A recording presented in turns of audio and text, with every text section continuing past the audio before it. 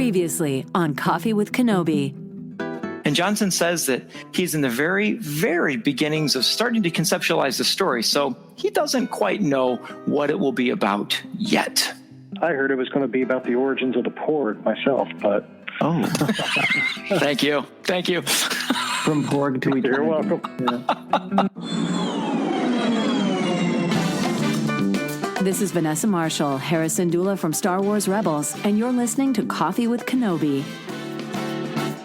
Hello and welcome to show number 101 of Coffee with Kenobi, your spoiler-free place for Star Wars discussion, analysis, and rhetoric. I'm your host, Dan Z, drinking coffee out of my Episode 8 crew member coffee mug. It's a beautiful white and red mug featuring a Resistance ski speeder.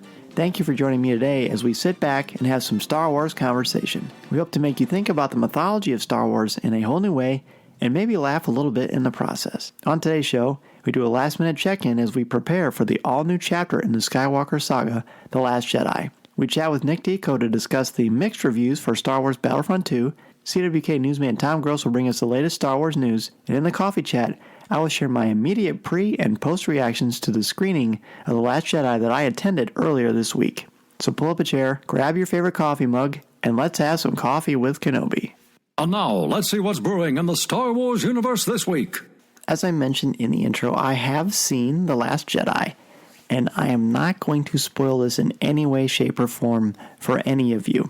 I know how important it is to get that reveal on the big screen of what you've been waiting for all this time, and as obviously Coffee with Kenobi's mantra anyway, one of the most important things is no spoilers for our show, so I'm not going to do that. I will say that in the coffee chat, there are my pre- and post-reactions to the screening, and they are spoiler-free, but they do certainly reveal the tone and the emotion of the film and how that impacted me. So I would listen to that if you don't mind that kind of thing. For some people, that's a spoiler. Honestly, if I were listening to this show, I wouldn't listen to that section of the show until after I had seen the movie, and then I would come back, so that might not be a terrible idea either. Either way, just know that it is there if you want it. I also want to point out that last week I had discussed whether we were going to do a live stream on Thursday night on Facebook Live or on our YouTube channel, and we are going to do it on our YouTube channel. So when you are waiting in line to watch the film, or if you want to watch it later on YouTube because it will be there, you'll have Corey and I and Tom Gross and some other guests and some surprises that will be on talking about and getting ready for The Last Jedi. I cannot wait until everyone sees this movie. So who talks first? You talk first? I talk first. Joining us today for a cup of coffee is the co-host of Idiot's Array and a blogger for CWK, Ryder Waldon. Hey, Dan, I appreciate you having me on tonight, and I can't think of a better week to be on Coffee with Kenobi than this week with The Last Jedi coming out tomorrow. Hey, very kind of you to say, man. I can't think of two better people to have on to talk about Episode 8, The Last Jedi. Also joining us for this conversation is a huge Star Wars fan, CWK contributor, and all-around nice guy, Tyler Wiggins. Hey, Dan. I'm so excited that you invited me on for this show right before the movie coming out. I'm super excited to talk to both of y'all. I've been listening to both of y'all for quite a while, so thank you. Oh my goodness, thank you. This is an honor for me as well. And this is the week. This is the week. At the time of this recording, tomorrow's when the first showings of The Last Jedi will premiere, and I'm wanting to know, and full disclosure, as I said at the top of the show, I have seen The Last Jedi, but I promise there is no way I'm going to go against Coffee with Kenobi and my policy, which is no spoilers. So you're not going to hear anything about plot or characters from me. I won't even tell you if I liked it. You can read the review if you want to find that out on the website. But what kind of thoughts is going through your guys' minds now? Nervous, excited, all the above? Tyler, let's start with you. Definitely a little bit of both. It's that nervous excitement that's going on. I'm definitely excited to see what's going on with Finn, how exactly he wakes up, and I'm excited to see how he meets his new friend that we all have seen with him, his new friend Rose that they threw out there. And I know that's something they put out in a full public viewing. And I'm excited to see what's going on for Luke. Definitely see what his point of view really is. I just finished reading Legends of Luke, so it'll be interesting to see what's been going on inside his head for the past few years. How was that book? I have not read that yet. It was fantastic. The first chapter is very funny. It tells the story of episode 4 totally in a absurd and really funny way, but then it takes some serious turns that are really, really interesting and tells some stories that you definitely have never heard and don't see coming. Ryder, what about you? This is, I know you've also got your podcast, Idiots Array, and so you've got the balance being a fan as well as getting ready to produce a show. What's going on for you? Yeah, so we actually recorded a show earlier this week. We are getting excited for it also, and I love the anticipation of a movie coming out. So I'm afraid after this weekend I might sink into like a dark depression. But I have really been looking forward to this movie. This week's been really busy. I went and saw Foo Fighters last night. So and then it just got better this week with being on Coffee with Kenobi. But I'm excited to go tomorrow night.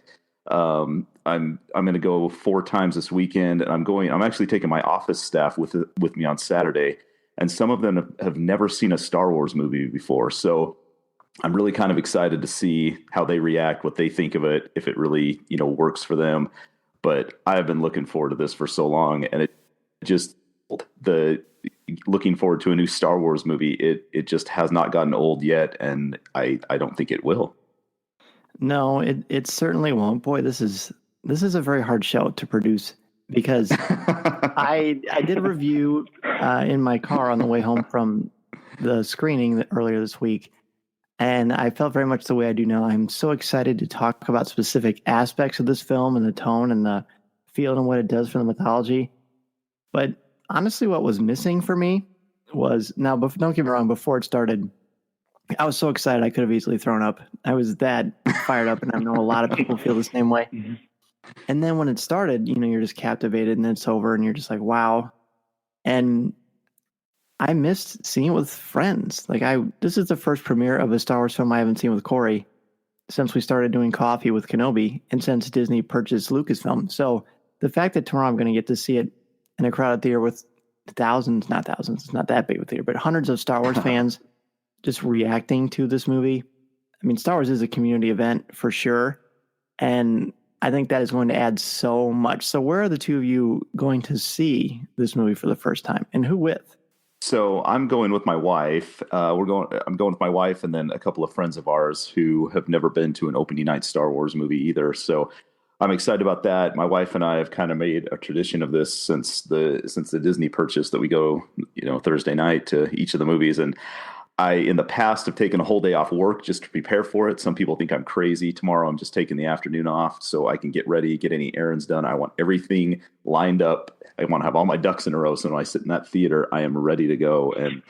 And then we'll take our kids later on this weekend. Tyler, what about you?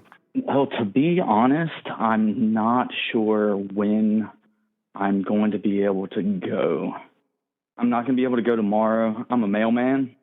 So our hours are real long this time of year. Oh, yeah. Oh, my gosh. But, yeah. Wow. But I know it'll be with my wife and kids, and probably my brother and his family will be our first view. And that's how we did The Force Awakens. And that's probably how we're going to do it with this one, too. I'm just not sure exactly when yet.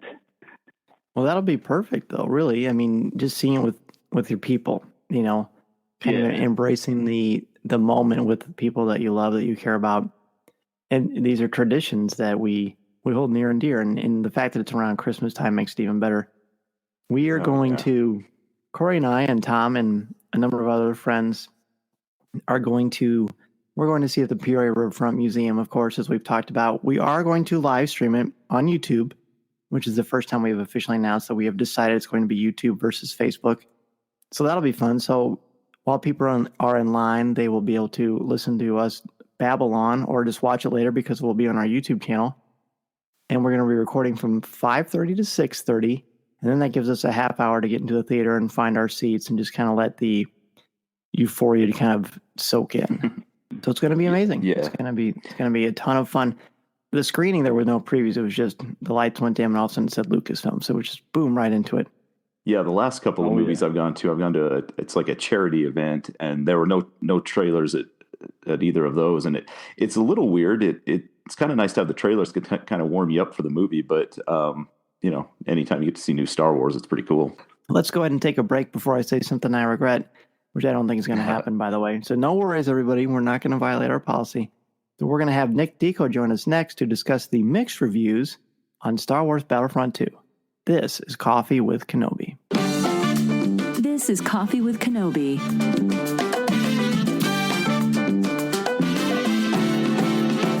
Coffee with Kenobi is sponsored by the Star Wars Digital card trader collecting app from Topps. If you love Star Wars and love the excitement of chasing your favorite Star Wars collectibles, the Star Wars Digital card trader collecting app from Topps is for you. Download the free app from iTunes or Google Play and collect your favorite images from the classic 1977 Star Wars cards to the Clone Wars, Star Wars Rebels, The Force Awakens, Rogue One, and much more. Collect and trade with friends new and old through the Star Wars Digital card trader collecting app from Topps. These are the cards you're looking for. Let's talk about the Coffee with Kenobi Patreon page and what that means for us as well as for you as members of our Coffee with Kenobi family. But before we do, I'd like to give a very special shout out to Tyler Wiggins, Ben Elkington, Terry Lee, Dennis Keithley, Aaron Harris, Angela Souse, Mediocre Jedi, Christian Dale, Jason Hall, Brian McKinney, Jim Capron, Connie Shee, Mike Audette, Jared Cantor, BJ Smith, Eric Struthers, Nick Deco, and Mark Suter. The thing about Coffee with Kenobi and why we have a Patreon page is because there are a number of expenses that come up when you try to run a podcast, a web page, a YouTube channel, anything that is a part of the creative process that helps you get more involved in your fandom and help spread the word to other people so they can get inspired as well. And as I mentioned, that sometimes costs money, and I'm talking about things like hosting your web page, the microphone upkeep, the cables, when you have computer problems. All of these things have certainly been a factor of Coffee with Kenobi over the past 4 years. There are also things we can use the Patreon contributions for, such as travel for airline, hotels, food, and transportation. And I've been very fortunate to do a lot of traveling, especially over the past year, from Coffee with Kenobi. And a lot of that is because of your generosity. And you get incentives, too. For $5 a month, you get recognition at the start of each show and receive a follow from us on Twitter. $10 and up, you get access to our Discord page, and it's basically a message board, and there's a great app for it that's very accessible. And as we get closer and closer to the end of Rebels, as well as Episode 8, Star Wars The Last Jedi, there's going to be so much to talk about. 35 and up, you get coffee mugs, t-shirts, and depending on how much you contribute a month, you can co-host one show, 2 shows, or an entire month of shows, and which is 4 since we are weekly, of course. And it's just you and me and one other guest, and we'll be talking Star Wars and running the show. So you'll get to see what goes on and how to make this podcast happen each and every week and be a part of the creative process and what topics we come up with. There are a lot of great opportunities there. So if you're interested, please email me at feedback@coffeewithkenobi.com or check out our Patreon page, which you can find on our show notes and at the top of our webpage. Thank you so much. We are back, and we are here with our CWK video game correspondent, Nick Deco. How do you like that title? I love it. That's fantastic. I might put that on my resume, I think, now. You should. It'll look nice on a business card. It will look great. Now we've already spoken with Ryder and Tyler about what they're going to do and the anticipation and what they're going to do for The Last Jedi. What are you going to do? What do you have planned? Oh, wow. So actually, as we speak, my wife and I are finishing up Force Awakens. So this is a good breaking point to chat about The Last Jedi. But we've, viewed Return of the Jedi, have caught up with Force Awakens. Myself have been playing Battlefront the campaign. That was really helpful for some of the fun stuff in between.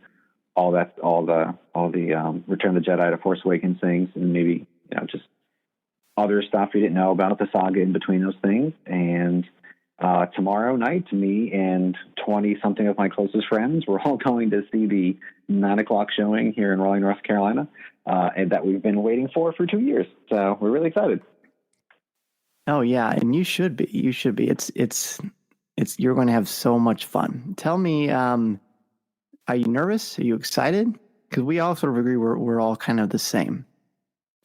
Yeah, I'm sure. Like nervous excitement. I think is the best way to put it. We're going to check it out tomorrow night, and then I'm going to be really busy with other life stuff. We actually have to drive to a wedding right after that on Friday morning, and so we'll just be kind of hanging out in DC for a while, and then I'll get to kind of jump back into this, like, what did I just see? What is happening? And catch up with all my friends and everybody on the internet and on Twitter. Probably like not until Monday. So I'm gonna have it like really climax and hang on there. So yeah, that's so selfish. They're really good friends. Really good friends. So we're going. So I love them. Well, that's good. Well, as you should. That's family and friends are way more important. But this is fun. This is definitely fun. And oh man, I feel like you guys are almost trying to bait me to talk more about the movie. Can't do that. Can't do that. It's I can tell you this, and I don't think I've said this yet on the show, but I promise you, do not go on social media until you see this movie. No matter how tempted you are, no matter how much of an itch you have, or maybe I'll just kind of see what's going on. Don't. I can guarantee you, I can promise you that there is stuff there that you do not want spoiled. So definitely. I learned that with The Force Awakens. Yeah, exactly. Exactly, which was, as we know, something that I found out some things before I saw it that I wish I hadn't. Luckily, I avoided that this go around, but I want everybody to be sure that they don't get certain moments ruined for them because they're worth the wait. Yeah, I'm not sure about you guys, but I think this has been my most productive work week ever, or like week and a half. But don't tell work I said that because I'm really sure it has been because I've been off of all social media every day. It's very wise. My kids love me more, I'm a better dad, so it's all a good thing. You're back in business. Now, speaking of business, since you were on, of course, we got to ask you about Battlefront. And since you were last on, the game has been out for a while, so people have had time to dive in and really break it down, play with their friends, go through the campaign. But as you know, a lot of strange things happen with EA and how they rolled it out and how they rolled out the extra portions of the game, and the critiques, the criticism, the reviews have been mixed. Tell me what you've been hearing and what you've been seeing about the reviews, and what do you think about them? So keeping track of what's just the reviews and how people just even you look at like how EA stock definitely took a hit after they had a backtrack and all these things, and just the fan kind of revolt over this idea of loot boxes in Star Wars, which is not a new thing in video games, but is a new thing for this franchise. It's really been an interesting, I think, turn of events, I feel like, for Star Wars fans and for video game fans, because finally here we have, video game culture now, especially with even your mobile apps and games that are just like Battlefront, that might be, you pay an amount to buy the game, but the only way to play well or win is to gamble on extra credits or to gamble on extra crystals or packs, and you're free to play games on your mobile device. They hook you, and then you have to buy all these other things just to feel like you're getting the full version of the game or more out of it, and you can just spend thousands of dollars on these games, which I've heard people do, especially for some Star Wars games on the mobile device. And here we had a just visceral gut reaction from fandom, like, this cannot be in Star Wars. This is not the franchise or the games we want to play. And we notched a win. The video game community notched a win against a huge, mega corporation of EA and DICE. And Disney stepped in and said, this is not the franchise we want to have run. This is not how we do things here at Disney. You guys got to fix this. And I feel like that is a good sign for things, especially for fans of all things Star Wars and Disney, knowing that the company has really the best, maybe not all the time, but definitely in this regard, the best interest of all the fans in mind, and really how to have something an open playing field for people to take part in. And so that was encouraging. I feel like that's that whole issue with the loot boxes and the game itself, though. Really positive reviews. I feel like folks that have played it and have had chances to play with their friends or played through the campaign, had really good reviews. I mean, definitely better than Battlefront 1. Nobody's bashing it, I feel like, in a way that they did the first one. People, might have been waiting to see the price drop a little bit based upon how Battlefront 1 went. But now that it's gone down in definitely lots of different places, have good sales on it. I've seen really strong reviews. And for myself, I think it's been a fantastic game.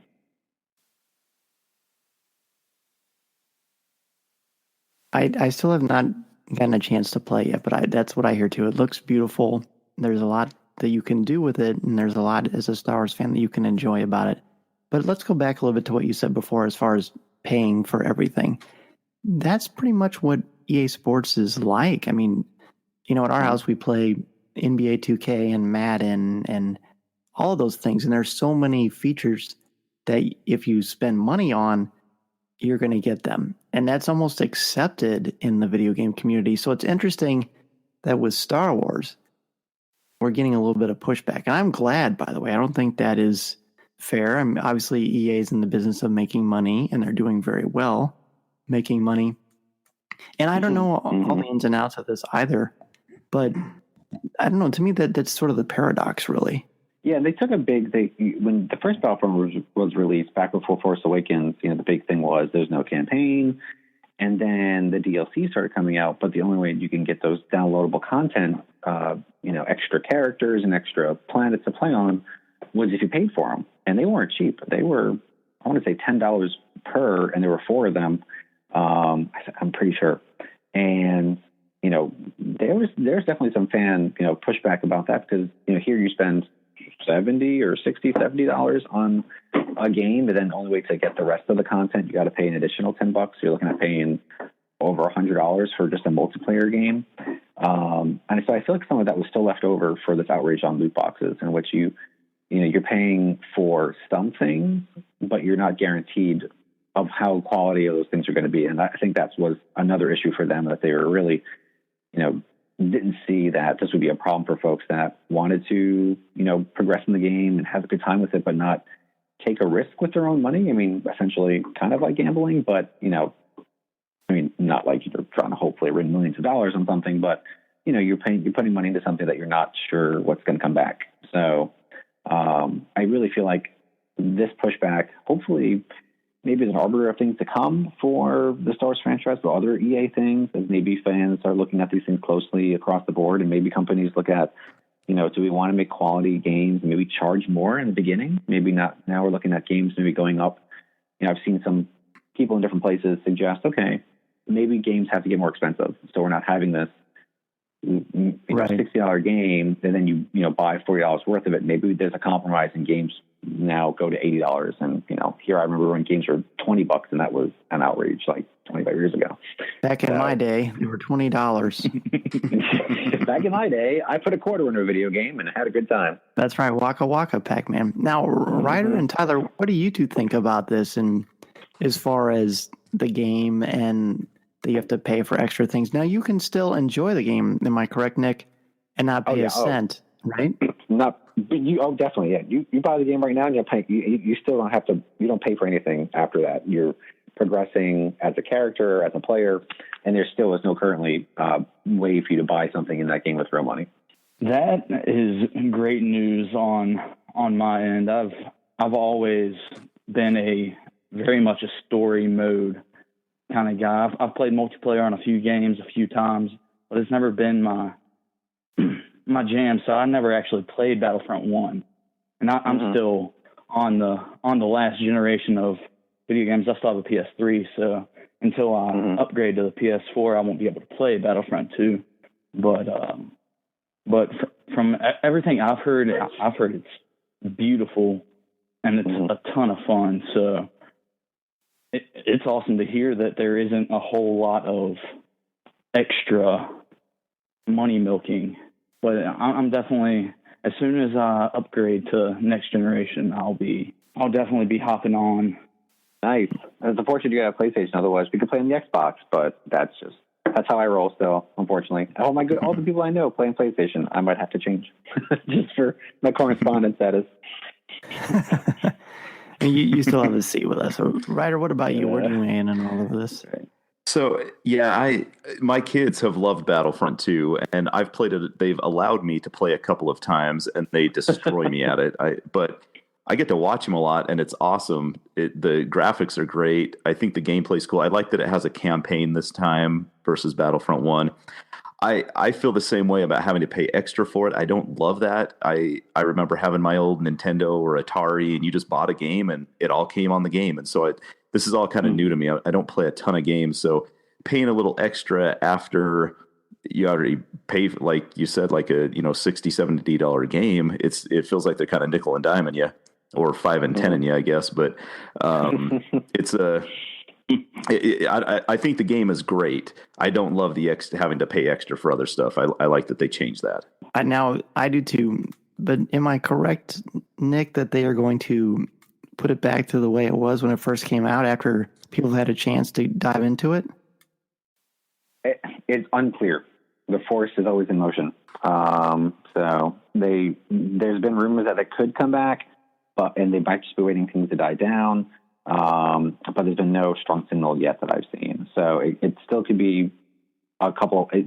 Another thing that's coming out in like 2 days is their first downloadable content, which is all free. All their DLC stuff for this game, for Battlefront 2, is going to be free, which is the Last Jedi stuff. And people have known that. You'll get Phasma and Finn, and they have other DLCs planned in the future as well.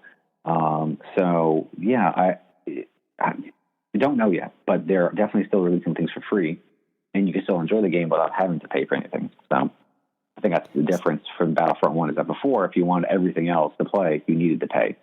This time, sure, if you just want to be a player and go do your thing and not really care if you progress or win the matches, then you don't have to pay. But if you do want to try to get the better weapons or better, styles of fighting for different characters, you have to pony up money if they go back to it. So, but yeah, I have not seen anything affirmative yet. And to me, if you have the game and you get this downloadable content that comes on periodically and it ties into what's going on in the Star Wars universe anyway, I feel like that's a win. Yes, the other stuff would be great, but I don't know. I mean, it would be a lot different if I was a hardcore gamer, and I'm not. Yep. But it's all interesting, good food for thought as always. Nick, thank you so much for being on. Where can people reach out to you if they want to ask you a question or just say hello? Of course. It's a pleasure, Dan. Thanks for bringing me back on. You guys can find me on Twitter. Not anytime until I see The Last Jedi, so maybe next week, at Nick Deco. Very good. Well, we will go ahead and take a break, and when we come back, Tom will have news, spoiler-free news. This is Coffee with Kenobi. This is Vanessa Marshall, and you're listening to Coffee with Kenobi.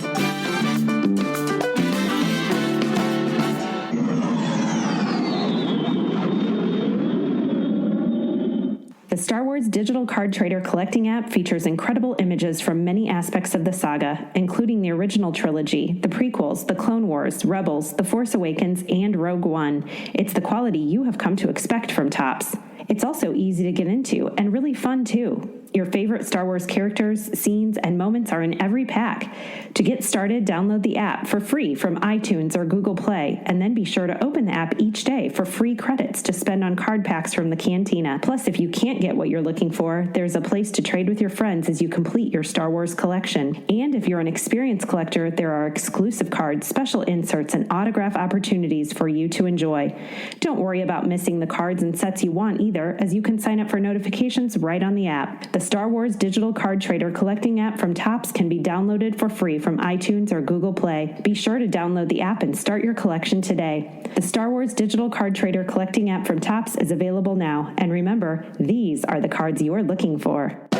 We're back, and as promised, we have some spoiler-free news, because there is plenty of spoiler-free news out there, isn't it, Tom? Oh, there sure is.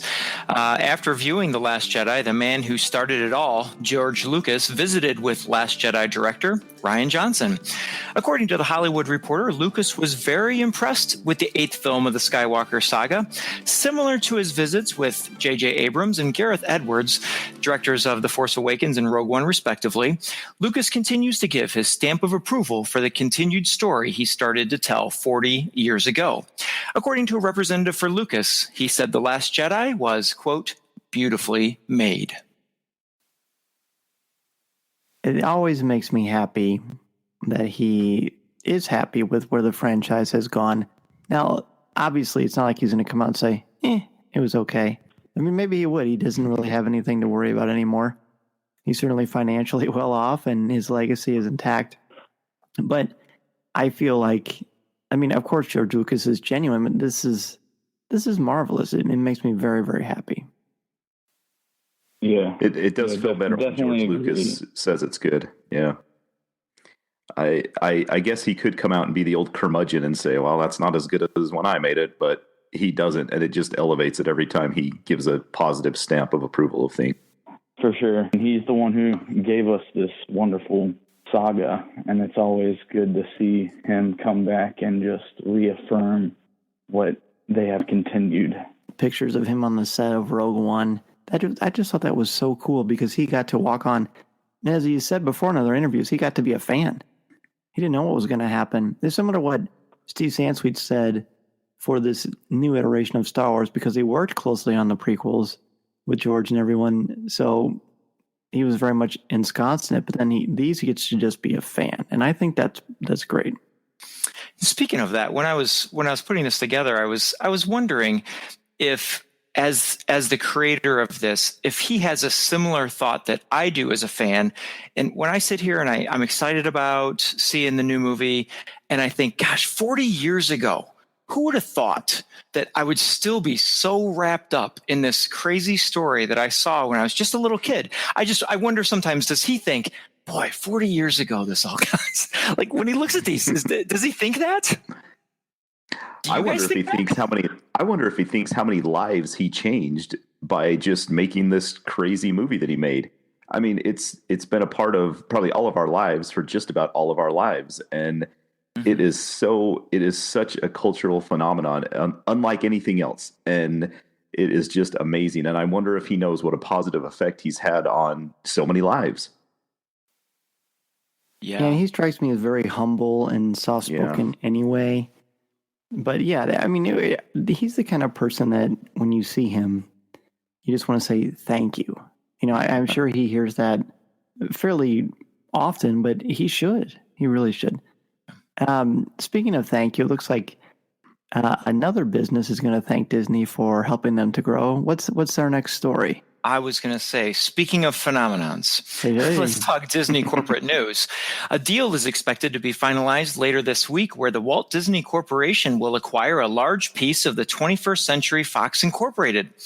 According to the Wall Street Journal, Disney is expected to pay $29 a share for Fox assets, including 20th Century Fox movie and TV studios, some cable networks, including regional sports networks, some other key international assets, and they'll also pick up some of the 21st Century Fox debt.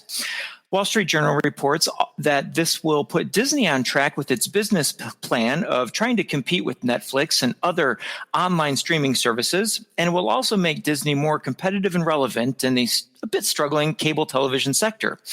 Now, according to the USA Today, the way this impacts us as Star Wars fans is just one way it impacts, but for us as Star Wars fans, it will turn the rights for Star Wars episodes 1, 2, 3, 5, and 6 over to Disney quicker, as Disney and Lucasfilm were to get those rights around 2020. But the valuable piece of the puzzle, did you miss one of those episodes in there? The valuable piece of this puzzle is that Star Wars A New Hope will come home to Disney Lucasfilm in the deal. Now, we'll see how it all shakes out, probably about the time this show is released tomorrow. So hold your breath. This is a big deal. Ooh, very nice. So when you say they get the rights to it in 2020, what does that mean? That's when they can start putting out new box sets and Blu-rays and things like that?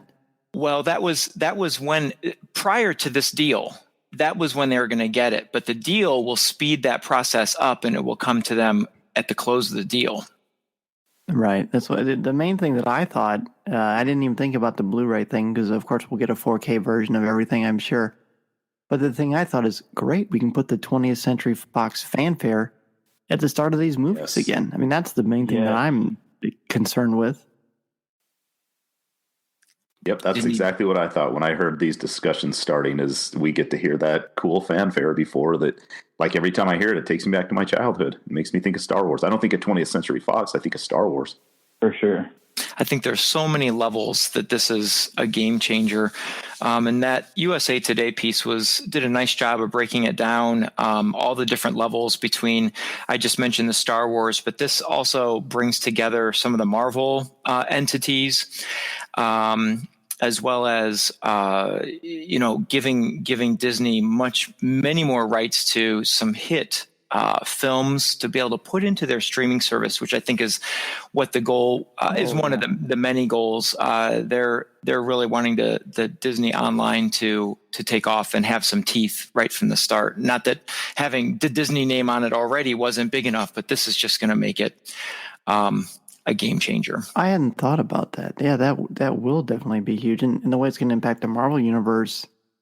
Wow. So this is great. There is a concern that, Disney is my favorite anyway, always has been, but my gosh, there need to be some companies that they can compete with instead of just becoming a monopoly. I'm sure that's something that they're concerned with. That is one thing that they'll bring up once the deal is inked. Then it goes to those government agencies that check for things like monopolies and which is extreme, but they look for those types of deals. So, yeah, lots to look forward to here in the next week or so with that deal. But now, as we speak, we are under 24 hours to the opening of Star Wars: The Last Jedi in the United States. Goosebumps rise. And revenue estimates for the opening weekend are out. It was reported last week that the expected opening revenues for The Last Jedi in the United States would roll in around $200 million. But Jedi News reported yesterday that the worldwide opening could draw in about $425 million by Sunday evening. This does not include numbers for China because The Hollywood Reporter says that The Last Jedi does not open until January 5th. And a U.S. opening of $200 million would be by far the largest opening haul for any movie in this year. And Hollywood's counting on this to raise domestic revenue because the film industry as a whole has struggled, as we've reported in the last few weeks. It is behind by about 4%. Now, if you're wondering where these expected numbers fall in relation to, let's say another large movie like The Force Awakens, now these are actual numbers for Force Awakens, obviously, but The Force Awakens came in at $247.9 million for the U.S. opening weekend and globally at $529 million, which is the second largest opening of all next to Fate of the Furious, which came in at $541.9 million. Which is a good time for us to announce our brand new podcast focusing on that franchise. Congratulations. Still working on the name, and I've only seen one of the movies. That was enough. Oh, look, if it makes, what is the estimate for the U.S.? 247 million, or is that what the Force Awakens? That's what Force Awakens was. They're expecting it to be around 200 million. Oh, that almost never happens where it surpasses the original. I mean, again, they can't really talk about this too much yet. But what I will say is that one had the benefit of having, all three of the original cast, in there. And that super, over 30-year wait to see these amazing characters on screen. Now we have a 2-year wait. And, the reviews, I'm sure you've all seen the reviews so far, as at least what the buzz is. And all I'm going to say is that I think the rating on Rotten Tomatoes is 96%, which is, I believe, the highest ever for a Star Wars film. Wow. Yes. Yeah, I haven't seen any reviews, but that's cool. Yeah. Well, I know I can't personally. Wait to see not only people's reactions, but to see it's going to make a gargantuan amount of money. I mean, it's going to, but it's going to be fun to see what this impact has, not only on Star Wars fandom, but just on all of you listening, and Ryder and Tyler and Tom, you as well. Yeah, I've contributed about $300 to it so far, so I'm really doing my part. Attaboy. I'm trying to get to 200 million on my own.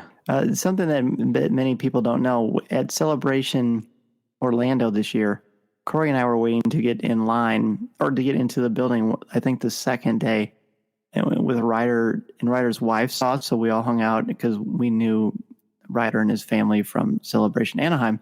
But what do? Do we FaceTime you, or do we make a video?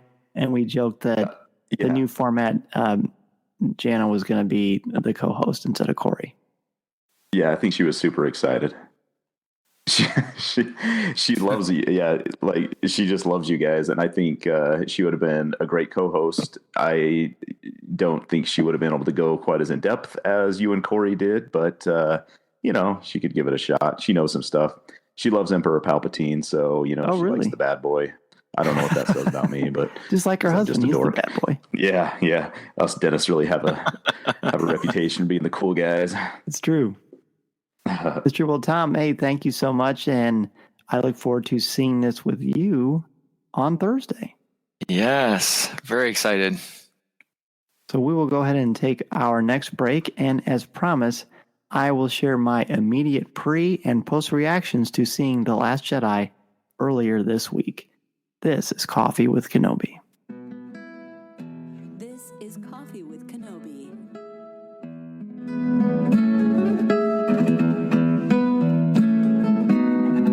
Coffee with Kenobi was also sponsored by the Star Wars digital card trader collecting app from Topps. If you love Star Wars and love the excitement of chasing your favorite Star Wars collectibles, the Star Wars digital card trader collecting app from Topps is for you. Download the free app from iTunes or Google Play and collect your favorite images from the classic 1977 Star Wars cards to the Clone Wars, Star Wars Rebels, The Force Awakens, Rogue One, and now The Last Jedi. Collect and trade with friends new and old through the Star Wars digital card trader collecting app from Topps. These are the cards you're looking for.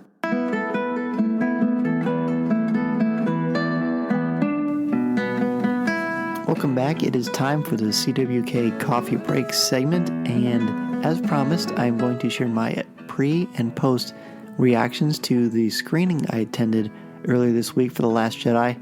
They are my immediate thoughts both before and after the film, and there will be spoilers. It's not going to be spoilers involving plot or characters or anything of that nature, but it will be my overall emotion seeing the film, how it impacted me, and just my overall thoughts on it. Again, I won't be talking about plot or characters. It will be as spoiler-free as it can be, but still capturing the essence of what the movie did and how it impacted me. So if you think, well, gosh, I don't know if I want to hear this yet, I want to see the movie first so I can go in fresh, I completely respect that, and I agree with you. In fact, if I were listening to this show and I hadn't seen The Last Jedi, I would probably come back to this section after I had seen the film. So that is definitely something that you should consider. Otherwise, here come the immediate pre- and post reactions. Hey everybody, it's Danzy from Coffee with Kenobi. I am here at an undisclosed location on December 11th, 2017 for a media screening of The Last Jedi. As of the time of this recording, I am 9 minutes until the show is going to start. And as I'm sure a lot of you are going to feel or have felt when you hear this, your nerves are just a mess. It's like you're about to get married or give some huge speech or something, because this is a little nerve-wracking. And I guess it's because we're just very excited to see what's going to happen, to see what's going to unfold. I managed to stay spoiler-free throughout this process. I'm very happy about that. As long as none of my fellow media friends here spoil anything, we should be in really, really good shape. This is an amazing time. I just can't believe I'm sitting here about to watch this in this beautiful theater. It's huge. We had to turn over our cell phones. We have a wristband. We went to a private floor to watch this. And I bought a popcorn bucket without popcorn in it because it's a Last Jedi popcorn bucket. And I said, how much would it cost if I just got the bucket? Because it's collectible, right? And I'm a collector. And she said, well, it's the same no matter what. I said, well, I want a clean bucket. And she said, sir, all of our buckets are clean. And I laughed and I said, no, that's not what I mean. I mean, I don't want one with popcorn in it because I want to save it. I don't want any butter in it because I'm a collector and I'm weird. And she laughed and she said, oh, okay. She did charge me full price, but, you only live once, right? So we are all set. I am all cozied up, ready to watch this thing. This has been quite a journey to get from The Force Awakens to The Last Jedi. I don't know what to expect. Usually when I see a Star Wars movie for the first time, I have a very discerning attitude and have to kind of wrestle with it for a while, so I'll probably share my reflections on the drive home. But I can't wait to see this thing, as I'm sure you all feel the exact same way. Talk to you real soon.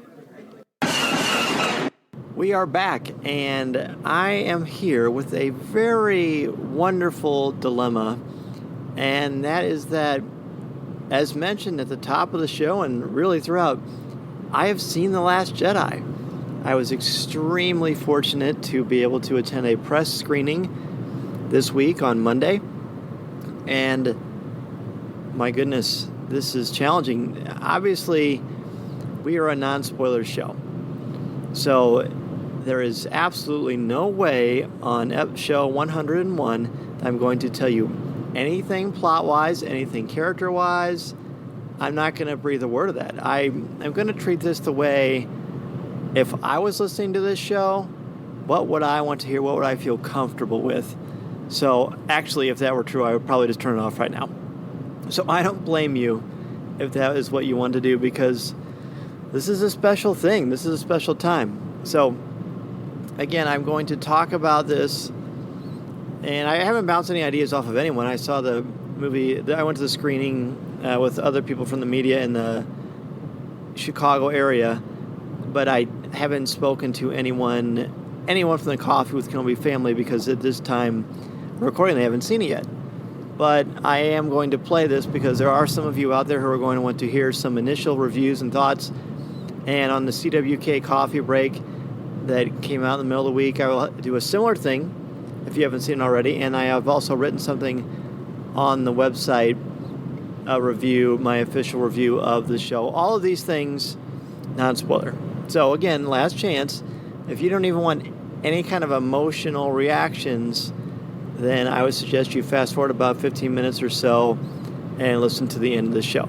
So here is the last official silent warning that there will be some spoilers, not plot or character spoilers, but just reactions to the film. In 10 miles, turn left onto State Route 251.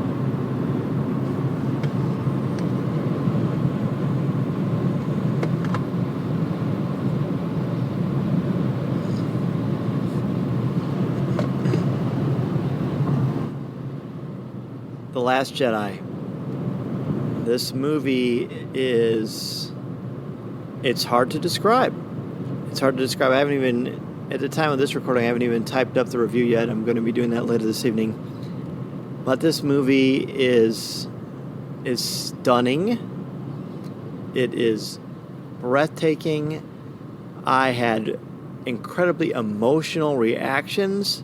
And I'm talking about everything from cheering and clapping and yelling to having tears running down my face. And at one point, I actually grabbed my chest, just like, oh, because something that happens, it just takes your breath away. This movie is extremely powerful. Rian Johnson, wow. We are very, very, very lucky to have Rian Johnson in the Star Wars family.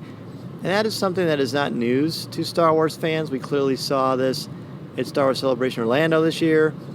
I have had the good fortune to speak with some people at Lucasfilm about it, and he's as good of a filmmaker as he is a guy, and that is amazing for us, because what he has done with the Star Wars franchise with The Last Jedi is taking it, and he's moved it into a different direction that just feels so natural and so strong. I didn't know that I wanted this kind of shift in not necessarily the tone, but just sort of the direction of where the franchise is going to go. He's managed to take this story, this saga that we know and love so well, and kind of put the sheen on it that I didn't know that I needed.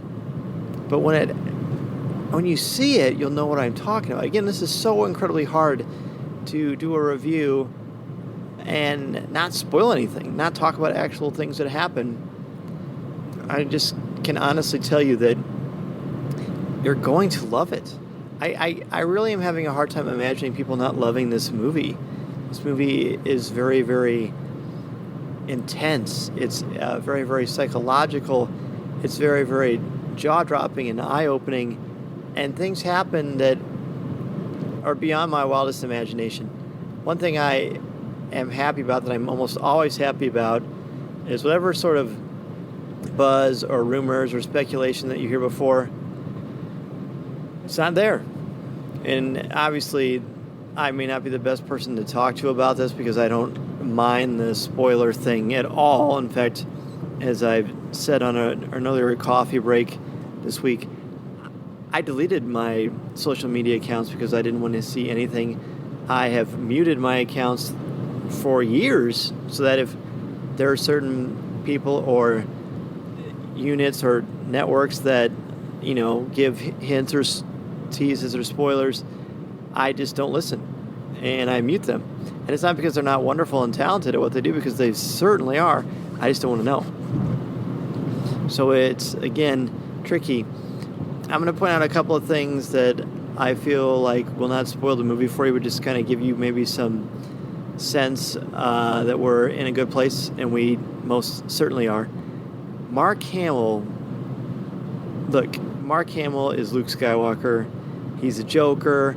He's such a joy. I've not yet met Mark Hamill. Hopefully someday I will.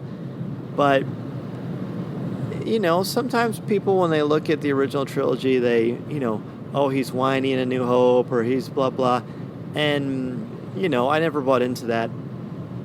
But he hasn't been in a major film like this, really, since 1983. He's been in other stuff. He obviously was wonderful as the Joker. Maybe as iconically known for the Joker as he is for Luke Skywalker. But this movie, I truly believe, and showcases what kind of actor he is. If you're at all concerned about some sort of a weird hangover that it's going to feel like they just handed the keys to Luke Skywalker back to Mark Hamill after a severely long absence, you don't need to worry. His performance is wonderful, it's powerful, it's nuanced, and I felt it. I mean, I really felt like Luke was back and better than ever, and that is certainly true. I can't wait to review this a little more closely when people have seen the movie. But Mark Hamill is exquisite. It's, it's haunting and lovely to see Carrie Fisher as Princess Leia. And, she's great. Carrie Fisher is great. This is going to make you lament. Obviously, we already lament the loss of Carrie Fisher. I mean, that's a given.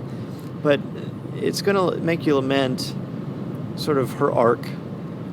Because, again, things happen that you're not going to expect. And, wow, what could have been. I tell you what could have been. Again, this is so hard to review without saying anything. But as far as one thing that people like to do, the push button thing people like to do is, hey, where do you rank this? Where does this compare to the other movies? And I don't know. Honestly, when I talk to Corey and our others, CWK family members and Star Wars fans, I'll probably have a better idea. But I'll say this. This is a movie that wouldn't work without The Force Awakens. It's heavier than The Force Awakens, but it's also not. It's hard to explain. This is a funny movie.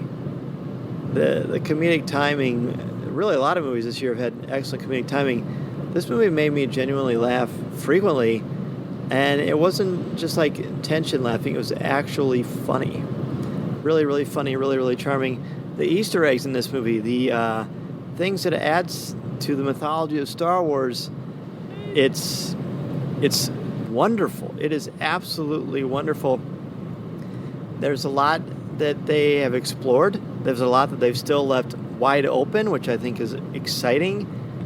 And the wait for episode 9 is, it's going to be long. It's going to be very long, especially when you consider that after Solo comes out, next summer, May, there will not be a Christmas Star Wars movie for 2018, which that's okay. I mean, it's all right to wait, but you're not really going to want to wait. This movie is going to do gangbusters at the box office, and gosh, I'm not doing this to tease or to say, oh gosh, because I just don't want to spoil anything. I cannot emphasize enough if you're still listening to this, do whatever you can to avoid spoilers, because the payoff is beyond worth the wait. Absolutely beyond worth the wait. There are just some moments, some beautiful, beautiful moments that you need to see for yourself on the big screen with a room of Star Wars fans, and just to go in fresh and just embrace and drink this thing in.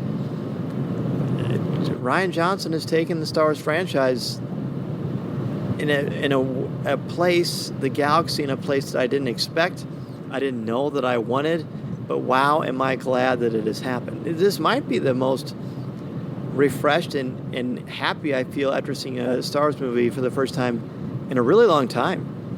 I mean, when I saw The Force Awakens, I loved it, but I was mixed because I didn't know how to react, because some things had been told to me beforehand that I didn't want to know about, and I was just, coming to grips with things. But here, and this doesn't give anything away, it really doesn't. Believe me, no one dislikes spoilers more than me. I don't like spoilers at all.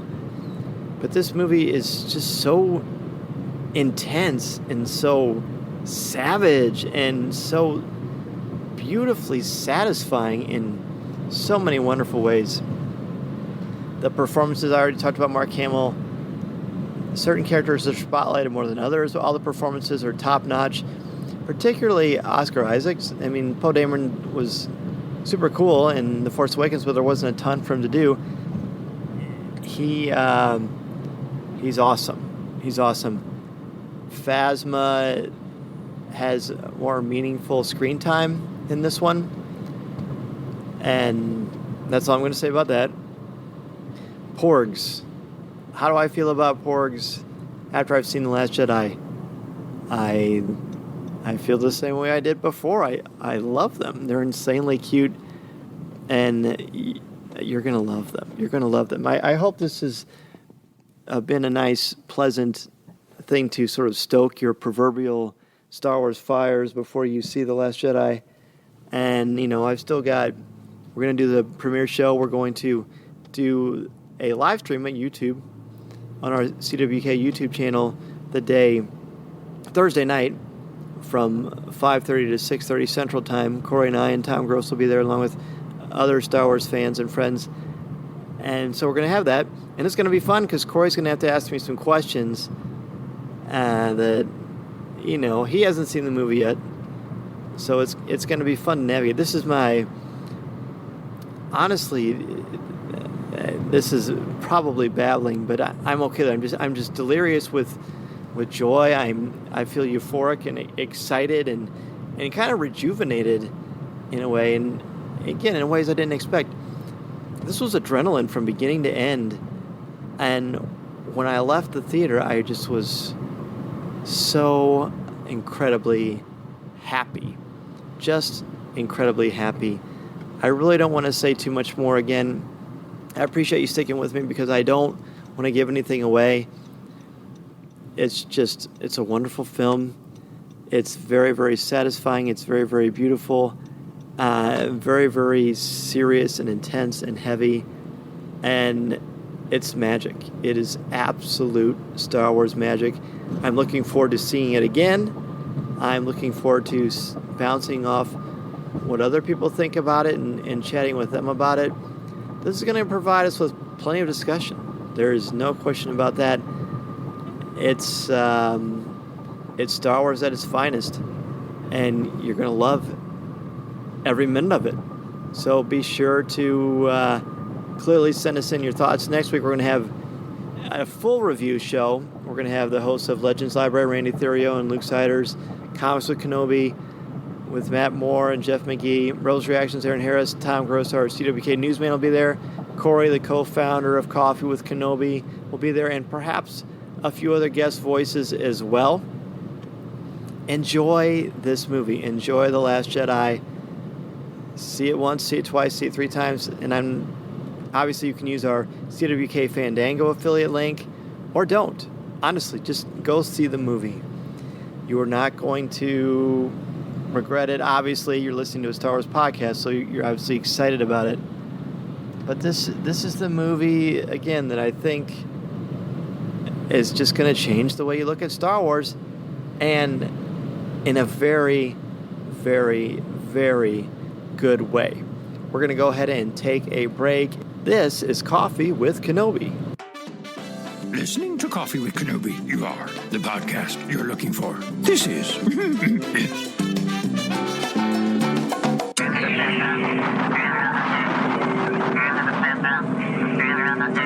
Before we close out the show, I want to thank our CWK sponsors, Penguin Random House Audio and the Star Wars Digital Card Trader Collecting app from Topps. Please support them in the way you support our podcast, and remember to listen to new and archive shows of Coffee with Kenobi wherever you listen to podcasts, including iTunes, Podcast Addict, Stitcher, Spreaker, Overcast, Blog Talk Radio with their mobile-friendly app, Player FM, our Coffee with Kenobi website, www.coffeewithkenobi.com, or wherever you enjoy listening to your favorite shows. And if you listen to the show through iTunes, please leave us a review. We are also on Facebook, Twitter, Instagram, Pinterest, and Tumblr, and we'd love for you to check us out there.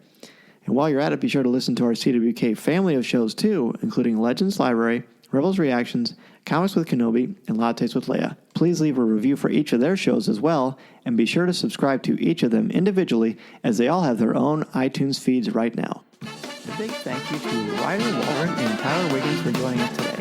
Where can listeners get in touch with each of you if they want to ask either of you a question or just say hello?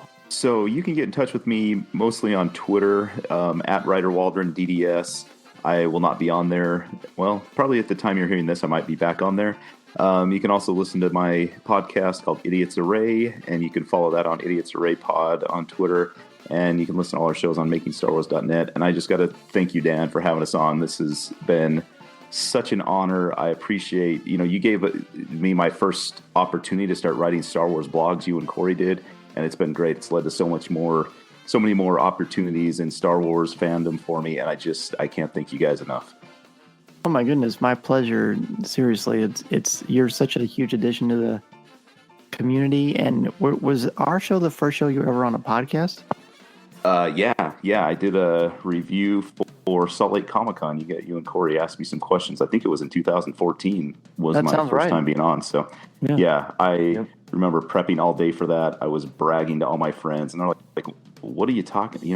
What's Coffee with Kenobi? I'm like, it's the best Star Wars podcast in the world. What are you guys talking? You guys haven't heard this? So I have been a missionary for the CWK podcast forever now. Well, thank you, Ryder. You definitely know you always have a spot here at Coffee with Kenobi. As do you, Tyler. You've been a great supporter of our show through Patreon and just through social media and just interacting with you on email. So it's super awesome to finally get a chance to talk to you. Yeah, I've been so excited to get on with you guys. Y'all have helped me through the past 2 years with a lot of difficult times. And just supporting y'all is just a little bit me giving back of what y'all have given me over these past 2 years. It's funny, actually. I found y'all right after The Force Awakens came out. I was at a really difficult job, and I looked up podcasts for Star Wars, and y'all were the first one I found. And, wow! Oh my goodness! I caught up on y'all's episodes within like 2 or 3 months. And, wow! And you still stuck with us even with that goofball Corey.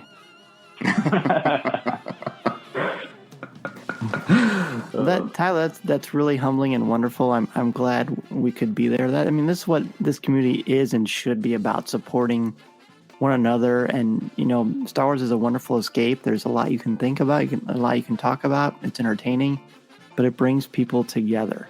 And you were just talking before the break, or during the break, you were talking about some of the audiobooks that you really love from the Star Wars universe, and you really liked Leia, didn't you? I did. Leia was such an intriguing book. Just it gave a lot of depth into her younger years that you never really see. You see a little bit of it in Rebels, But other than that, you don't get a whole lot, and that gave her a lot of depth that I enjoyed. Yeah, and it's really neat seeing her. I think it's because I've been watching the films in my mythology class with my students, and we watched the scene today where Han Solo and General Leia reunite. Right, after what happened in Maz's castle. Mm-hmm. Right. And I was watching her vulnerability with him, and also the fact that she can, give it to him as well as he can give it to her as far as their banter. And I started thinking about how he's really the only one that helped her to feel really vulnerable to love and open to it, because she's got, probably the toughest job in the galaxy as far as balancing all of these personalities and getting people driven and focused on one goal, and that's freedom for the galaxy. So there's not a lot of time for romance, but Han is the one that does it for her. And we saw in Leia her first love, and in the end of that book, as we talked about in the book study, it really shines a light on just the soul of Leia. Yeah, that was definitely that was a total curveball that I didn't see coming, was that love interest that they threw in there, and you can definitely see how that impacted her over the years. Oh, I agree. I totally agree. So again, thank you both so much. This is a wonderful time to be a Star Wars fan, and we want to thank each and every one of you for listening to and supporting Coffee with Kenobi and for contributing to Star Wars Conversation. We will be back next week with our The Last Jedi Mega Review Show, featuring many members of the Coffee with Kenobi family. Enjoy the movie. This is a podcast you're looking for. This podcast is not endorsed by the Walt Disney Company or Lucasfilm Limited. It is intended for entertainment and informational purposes only. The official Star Wars website can be found at www.starwars.com. Star Wars, all names, sounds, and any other Star Wars-related items are registered trademarks and/or copyrights of Disney and their respective trademark and copyright holders. All original content of this podcast is the intellectual property of Coffee with Kenobi unless otherwise indicated. This is the podcast you're looking for. There's no one here. Move along.